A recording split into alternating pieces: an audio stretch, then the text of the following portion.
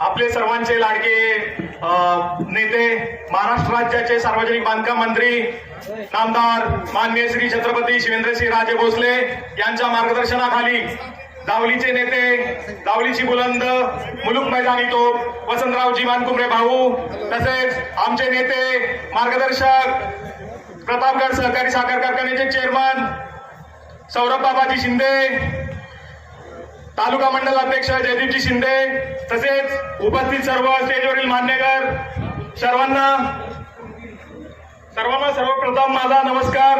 मला वाटतंय माझी ही पहिलीच वेळ आहे भाऊ, थोडं चुकलं तर सर्वांनी समजून घ्या मला।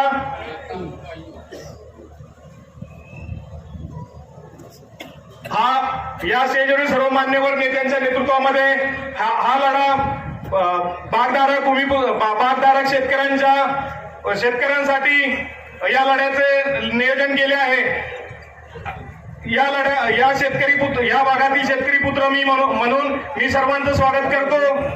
मऊ आतेकर ही दोन्ही धरणे सायगाव व कुडाळ विभागातील नवसंजीवनी देणारी दोन्ही धरणं आहेत, तरी या धरणातील पाणी शेतकऱ्यांपर्यंत पोहोचवण्यासाठी हा लढा आपण घेतलेला आहे। मी विश्वासाने सांगतो भाऊ की हा लढा पूर्ण होतोपर्यंत दावलीतील या विभागातील पूर्ण जनता बाबा आणि भाऊ तुमच्या दोघांच्या पाठीमागे एक ताकदीने राहील आणि पूर्णपणे हा लढा मी यशस्वीपणे पूर्ण करू एवढी ग्वाही देतो।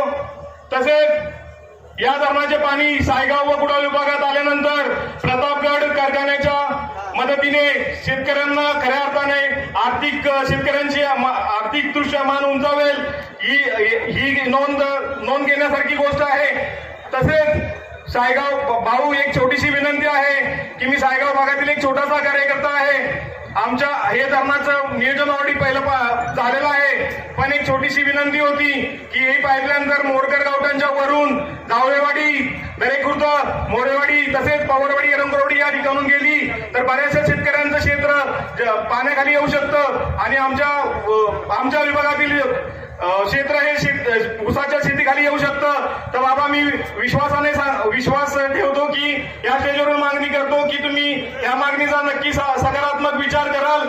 एवढं बोलतो, मी थांबतो। जय हिंद, जय महाराष्ट्र।